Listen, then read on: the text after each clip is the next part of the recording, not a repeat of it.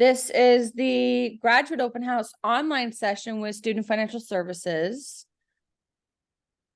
So if you are looking to hear about financial aid, you are in the right place. And welcome.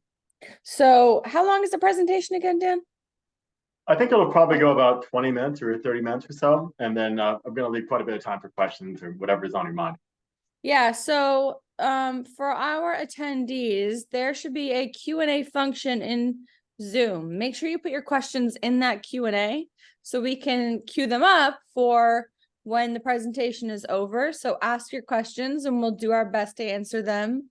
But you can start now, just throwing them in there just so that they're ready to go. And I'll be putting links in the chat. So make sure you do not put your questions in the chat. It will get lost. We want to make sure we really tackle everybody's questions. So again, thank you for coming today. My name is Molly Pettengill. I'm the Associate Director for Graduate Recruitment at RISD. I see many familiar names, so I'm sure you guys know of me by now. And with me, we have our Interim Director of Financial Aid, Dan Rossi. Dan, you want to introduce yourself? Sure. Hi, everybody. Yep. I'm Dan Rossi. I'm the Interim Director of Financial Aid, and we'll be doing the Associate Director of Financial Aid starting in January. So I'll still be here around to help you all. And my interest area, I've always been fascinated by kind of how you figure all this out and how you finance a degree like a RISD degree so that you're kind of set up to be where you need to be when you get out of this program so you can be a success in whatever passion that you want to follow. So Molly, should I just go ahead and get started, or do you have anything else? Yeah, let's go ahead and get started. I'm just going to hide my screen and I'm going to keep typing into the chat. Again, just make sure you type your questions in the Q&A. Thank you. Sounds good. All right, off we go.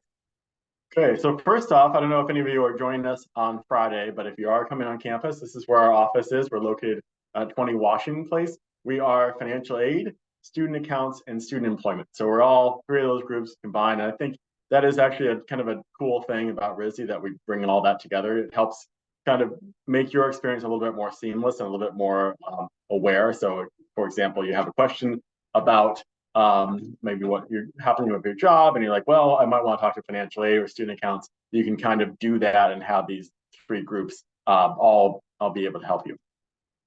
So this is a quick overview of the agenda. I'm going to go a little bit quickly through it just to give you all some time. And I also do understand with the graduate students, especially, you have such unique scenarios in each individual's case that it really is something that you need to kind of do a lot of your own research.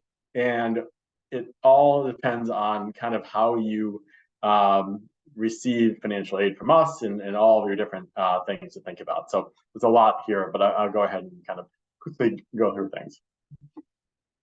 All right, so one of the biggest pieces, and I think it's just really important when you're thinking about going to grad school, is the importance of planning and making sure that you really understand budgeting and kind of what all the resources that you're thinking of using to pay for a graduate education are, and ensuring that they're kind of in place before you arrive on campus.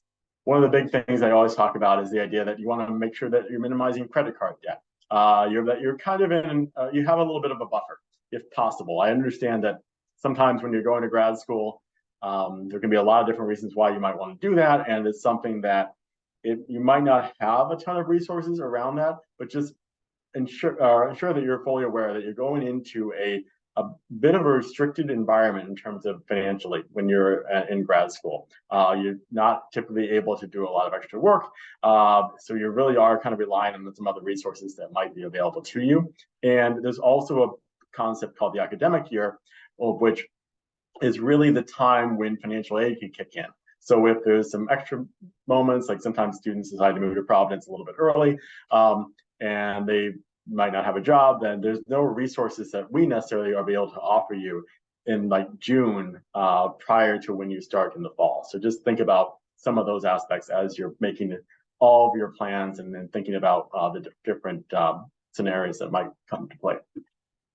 So this is what is called the RISD cost of attendance. And this is for this current academic year.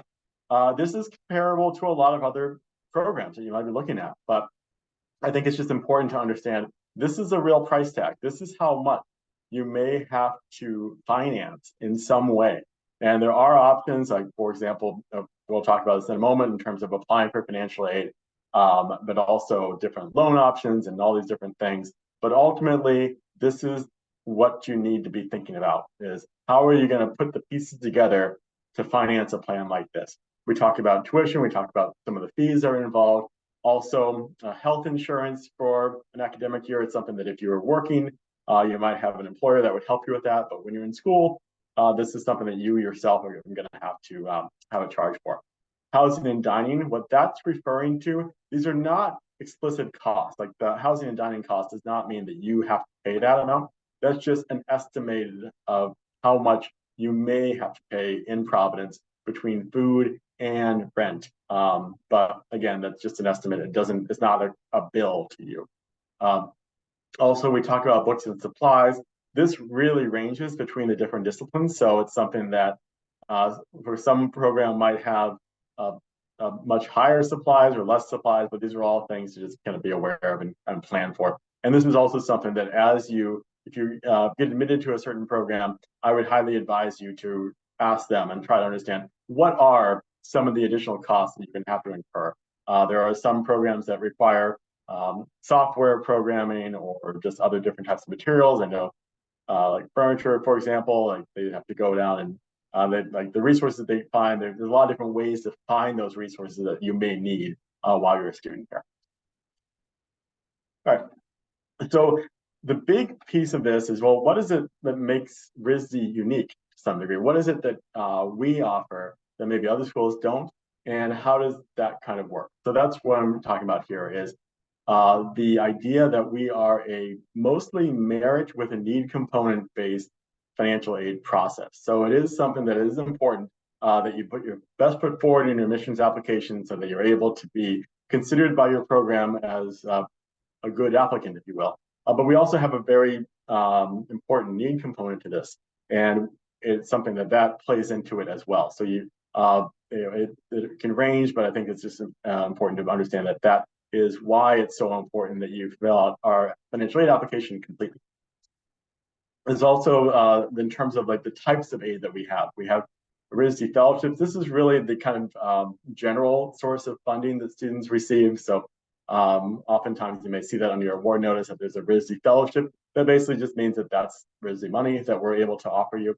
That is typically for the length of your program. So if you have a 2-year program, you get, let's say, $20,000. You typically get $20,000 in the first year and $20,000 in the second year. But again, it's important to just kind of look at the fine print, and all of you are going to be unique. So, but that's just generally how that would work. The other piece of this too is the Society of Presidential Fellowships. This is a really huge award. You get a lot of money for this, but this is also very competitive, and it's something that it's only a small group of students who are grad applicants can receive, but it does allow you a lot of resources, including money above and beyond tuition and fees. So it can help you with living expenses and things like that. And this does not require a separate application. This is just merely by going through the admissions process and financial aid process, you would be considered for this on our end. Assistantships. So this is something we get a lot of questions about, and this does range between each program. So it's something that it really is at the discretion of each individual program. So for this session today, it's difficult to get into any particulars about that. Also, for students who maybe, let's say you get a fellowship of $20,000 and you still have to pay that $87,000. That's where we talk about financial aid options that are beyond that, such as federal financial loans, work study, private education loans. And we'll get into more detail later on. But for now, we're just going to kind of go through the more process details. All right, so well, how do you actually apply? And at this point, it is actually something that just came out in the news today. If you're a domestic student, it says in U.S. citizen or permanent resident, you have a permanent residency card, then you can submit the FAFSA, and you do need to submit the institutional form. So the FAFSA, we now just heard from the federal government today that they will have that available by the end of the month in December. So what that means is as soon as that is available to you, we do recommend you complete it because this will have the same deadline as the institutional form. Both forms are required to be completed by February 1st. for us to consider you for financial aid. It's very important that you do both aspects. You do our institutional form and you do the federal FAFSA. Those are, if you do not do both of those, then we are not going to be able to consider you for financial aid. On the international side, so this is something that is a possibility at RISD. A lot of schools don't offer aid to international students, but it is something that we absolutely do give out financial aid to international students. You can do this through our institutional form only. That's the only form you need to complete. So it's a little bit simpler. Same concept where that also needs to be done by the 1st. Another big piece of this, so like let's say you did these two aspects. Best case scenario is still likely that you're going to need some other resources to fund your education. And that's where we really talk about the idea of looking out for external resources. Right now, like this month, is one of the best times to be looking outside of institutions, looking at networks, looking at, like let's say you're interested in painting or whatever, then it's really a good time to be thinking, all right, are there any sources of money out there that may sponsor someone to do something or any type of support at all? And that's where right now is really the optimal time to be thinking about applying for that. Even though you don't even know if you're getting admitted to a program, it's still good to make sure that you understand what the universe is of different types of fellowships and scholarships that are outside of these institutions so that you can look at them and potentially apply for them. Like it is something that every school loves that. They love it when students are able to bring in options from other areas and partnerships. We do understand that it's a challenge to finance all of this, and we want students to bring in whatever they can. It typically has little to no impact on your financial aid offered by RISD, but it's just all something that we look at as in a very positive way. So for student employment, this is something I just wanted to note is that yes, students can work while they're on campus. Typically, for grad students, it does involve the graduate assistantship idea, but they also can do other pieces of this. For example, you can do different types of jobs on campus. Work study is an option, which if you're a domestic student and you completed a FAFSA, you can look at a job on campus that is outside of a graduate assistantship and get a little bit of money that way. Also, resident assistant options, which is where you could be living in a student dorm and getting some remission of your housing costs and dining. That is something that is accessible to grad students. So there's just kind of nice to look at that. And this is another piece why it's nice that we're part of this entire group of student accounts and student funding. Another big piece that we'd always like to highlight is veterans benefits. So we are very kind to students who bring in their own veterans benefits. If you do have these benefits, then it is something that we can help you cover the full cost of your tuition and fees. So it's definitely something to think about. And sometimes you may have other people in your family who may want to use their veteran benefits for you. So that can be transferable in some cases. But mainly we're just trying to highlight that, yes, we're absolutely interested to learn about what veteran benefits you may have. And that is part of the institutional form that you complete where we glean that information. All right, so I'm just going to pause real quick and maybe answer some questions before I get into more loan detail. Let's see. Yeah. So the first question is, does financial aid differ for international students, especially regarding assistantships? You know, the only thing that really prevents you from starting your assistantship right away is that applying for a social security number. I work very closely with the International Student Scholars Affairs department, and that's essentially once you get here, you apply for your social security number, and once you get that, you can start work. So anything else to add to that, Dan? Yeah, I guess, I mean, that's really a lot of it. In terms of financial aid, that like fellowships and things like that, that is through this process, and it's very important to do that institutional form. Typically, the aid that may be offered to an international versus domestic student is totally based on that individual program. So it's really, really important that you do that institutional form so we know that you're interested in some financial aid. And then that's something that absolutely there would potentially be some fellowship opportunities. The other piece about international students, and what I think is especially important about that budget that I showed earlier, is that also represents the certification budget that you need to show that you have basically proof that you can finance your time here at RISD. And we really highly encourage that people don't only plan for the 1 year, because as of right now, the requirement is that you just show for 1 year. We want you to make sure that you have a strong plan for the entire academic period that you're enrolled at RISD. And it's something too that we get a lot of appeals in our office where students might not have had the best plan for the second year, and they might have some challenges. And that's something that unfortunately we can't really address in many times. So it's something that is really critical that you have that plan to finance all of that through your entire length. But of course, when you are applying, when you are submitting your forms to receive your I-20, I'm the ones that do the I-20s for graduate students. You can include your graduate fellowship and assistantship on that document, and basically minus that from the total that we estimate you have to prove to receive your I-20 and get your visa appointment.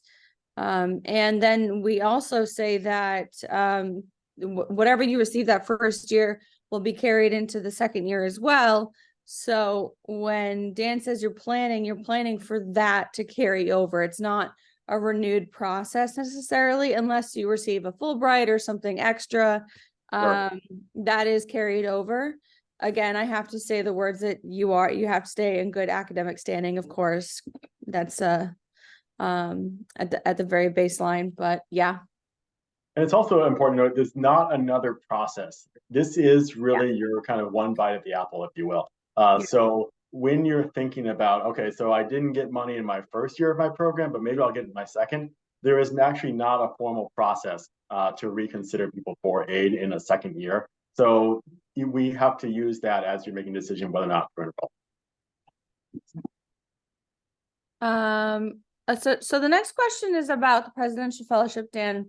And it's only for select students. And the reason why we say that is because you'll have to be, first of all, part of the accepted group, right?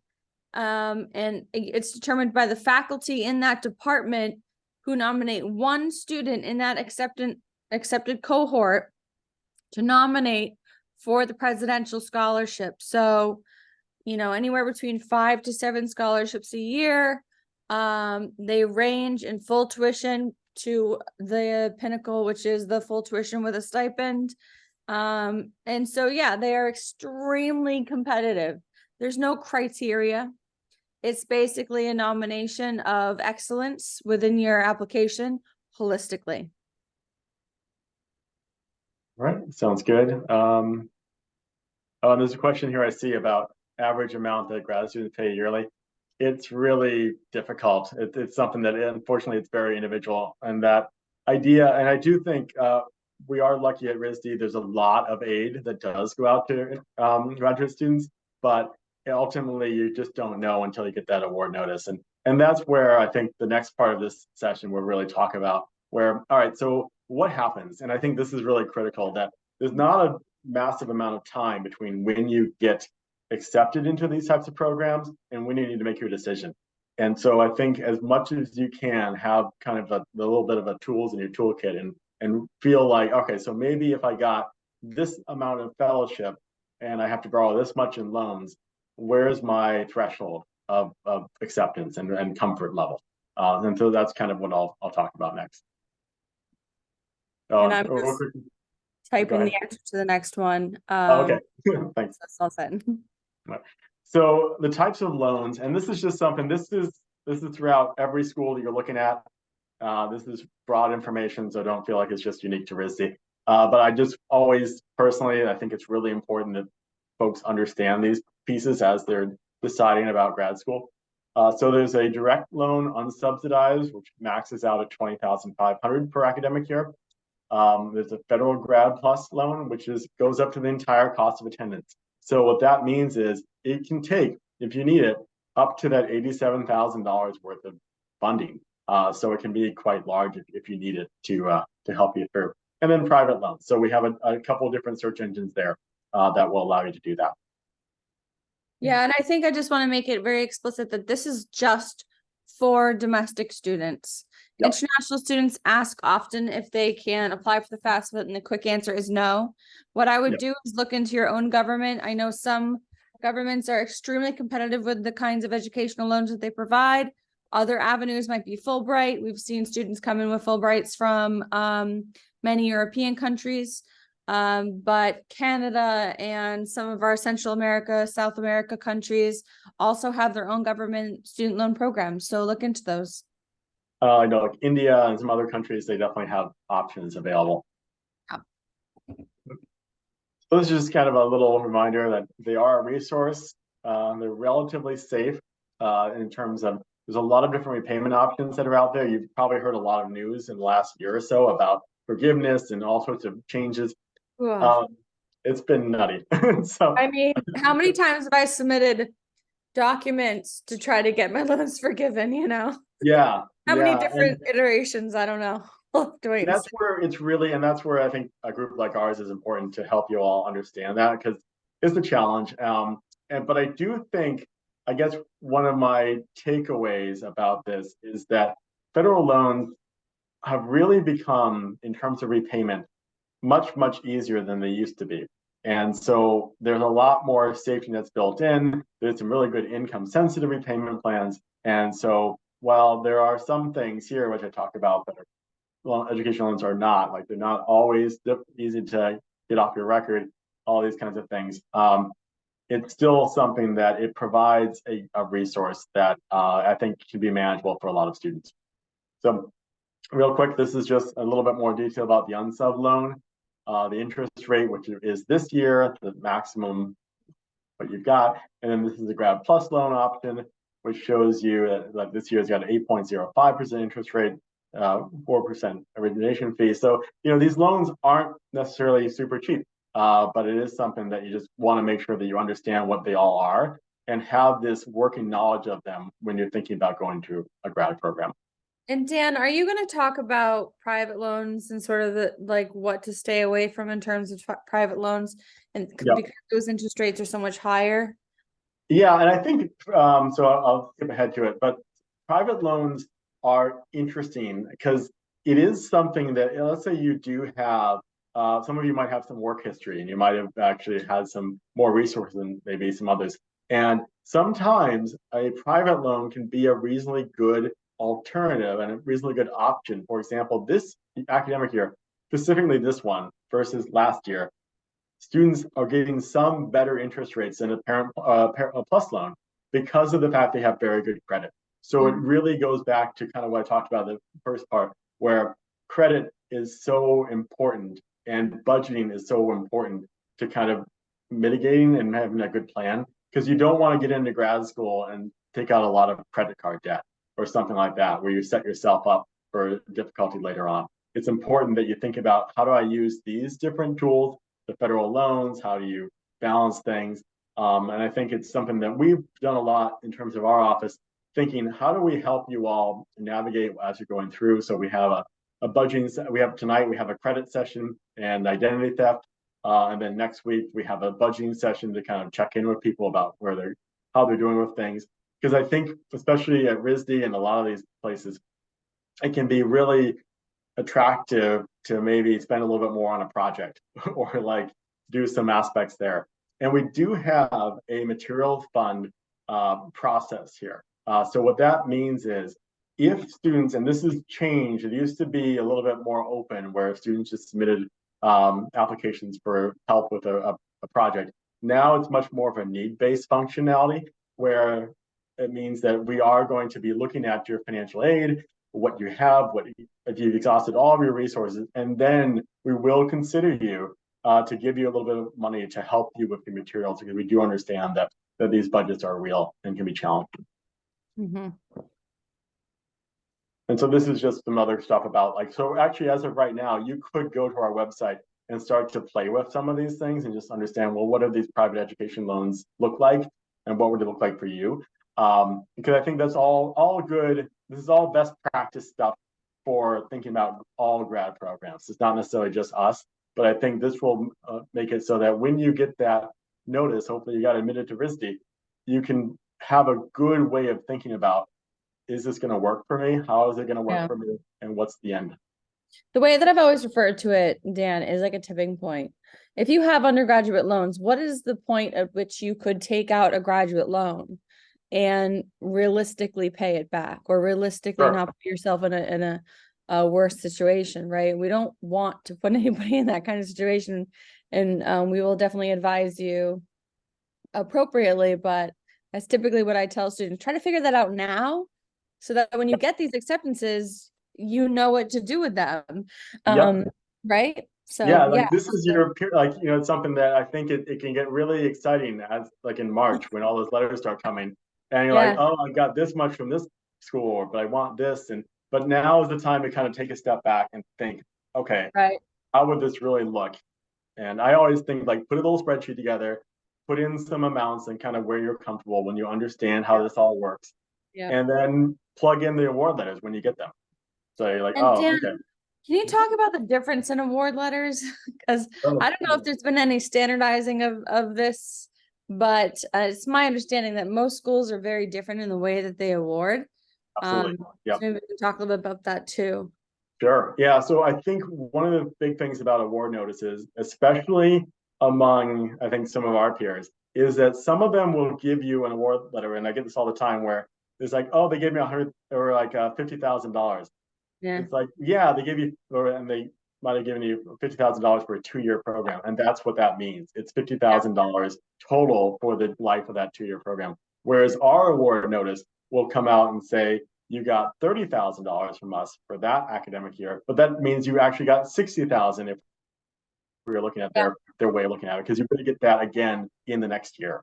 So just, and I think that's an important point. And also, the award notices will often specify whether or not it's something that's renewable or not. So that it is really important that you read the fine print there, because this is a market. This is something where all these schools are competing for great students, and they kind of sometimes package that information in different ways that that it's really important that you all. Like, it's not completely standard. These award notes. It also goes back to like the difference of like why there's no average rate that people are going to get for their fellowships or assistantships. And the reason being is that there are some donors that provide money to certain programs for certain things, right? So sometimes like ceramics will have an extra scholarship and they're going to give it to the person, to one person, but it's only for one semester, right? So there are like specific things that can happen through the department, and not through financial aid, but will additionally help you financially.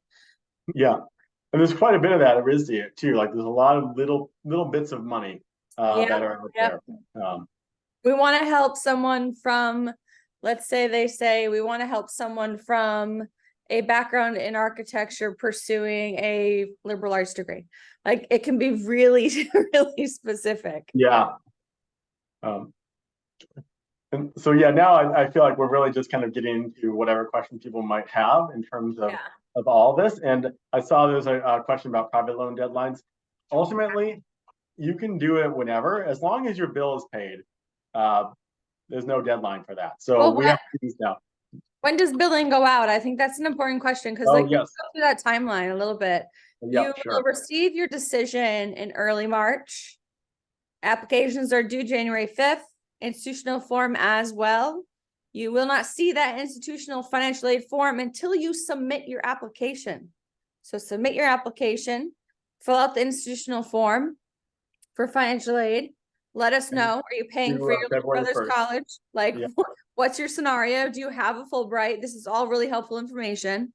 And once you're accepted, you'll find out in early March what that financial aid looks like. You have to let us know what your final decision is and pay your enrollment deposit by April 15th of this coming year, 2024. And then billing will start when, Dan? So basically in July, and then August 1st is when we'd like it paid by. So that's really, those are like the dates that if you need loans in for, you want to have that done 2 weeks in advance, just to make sure that it's all set. But also in terms of the, just to reiterate those deadlines in terms of admission deadline and having that bandwidth, because we do have a fairly intensive application that we need you to complete. And so you only have about a month if you wait until the admissions deadline before our deadline of February 1st. And so it's really important that you put that in there. And just to talk about our institutional form a little bit more, is it really is something that we're relying on the information that you're putting in that form and the FAFSA as everything that's out there. So put it all in there. There's abilities to put in information about special circumstances you may have. And it's also something that we are making final decisions at that point. So it can be very difficult to make any changes thereafter. So it's something that if you said, oh, you know what, I forgot to mention this or that, and it might have been very impactful, but you tell us that, and after you get your letter of admission, it's probably too late for us to make any changes to any aid, because we do go out with a lot of money that we may not necessarily, we got to throw out a lot more money than we might have, and we're trying to, so we often just don't even have the opportunity to even think about that. Absolutely. When you get your acceptance letter and you receive your financial aid, understand that what that is our best offer to you. We are going out with the best offer, trying to get the students that we really want in these programs, intentionally so. So yeah, there's not a lot of wiggle room afterwards.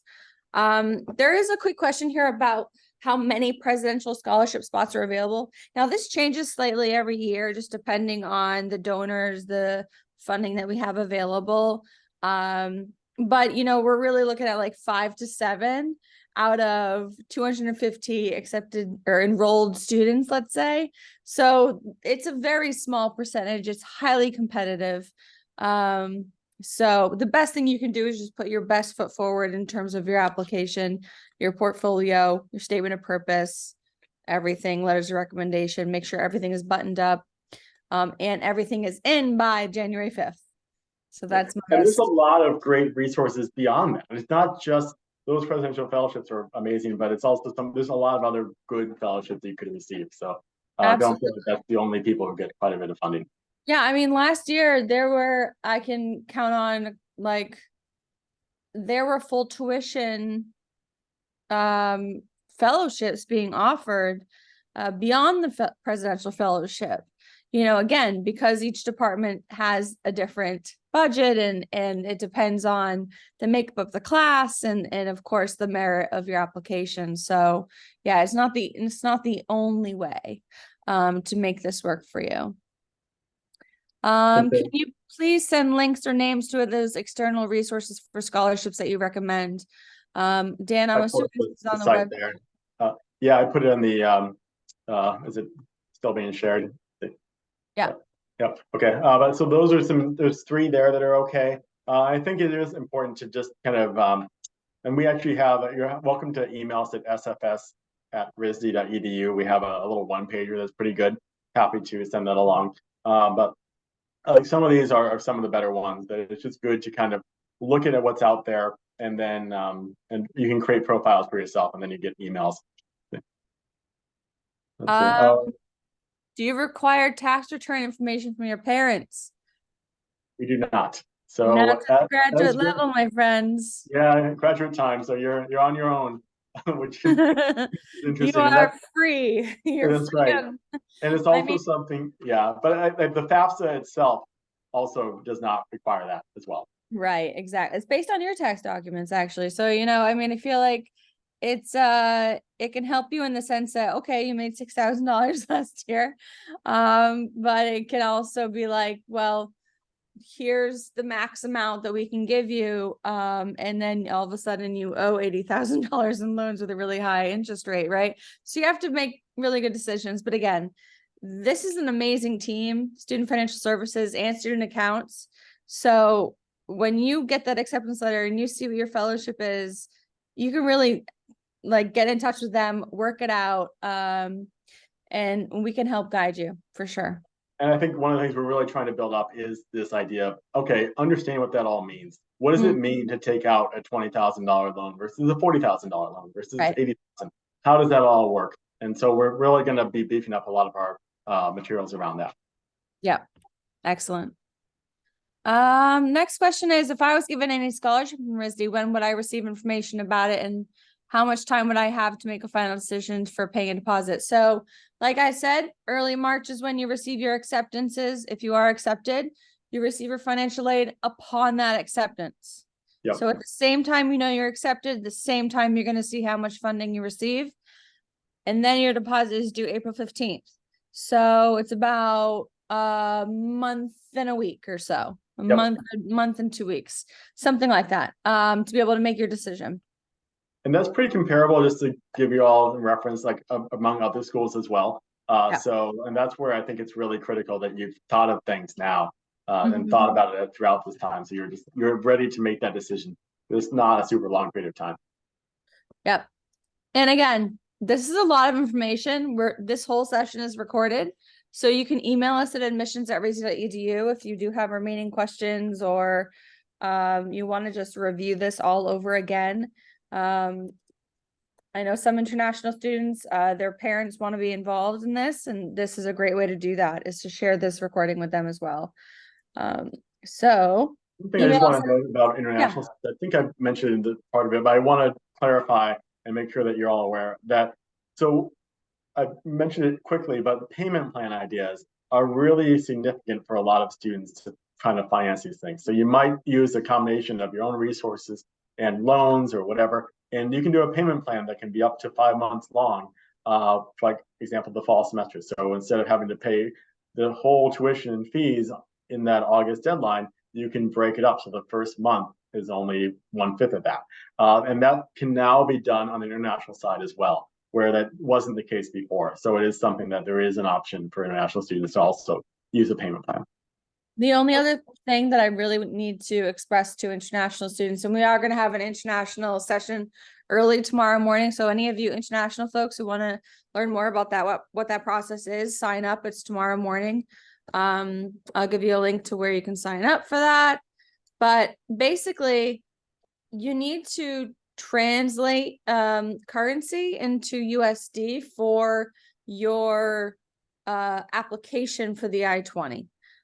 So make sure that when you are thinking about financing and loans and how much support you're going to need, that you are considering that currency exchange rate, which can be tricky and changing every day in some cases. Well, and that's a really important point in terms of, we really want you to move your money into like a USD account, or like when you can, because that's, we as a financial aid office, if we're sitting here in November and you had earmarked certain money for your spring tuition and your currency really changed, that's not something we can help you with. So if that were to change, it's on you. Yeah, exactly.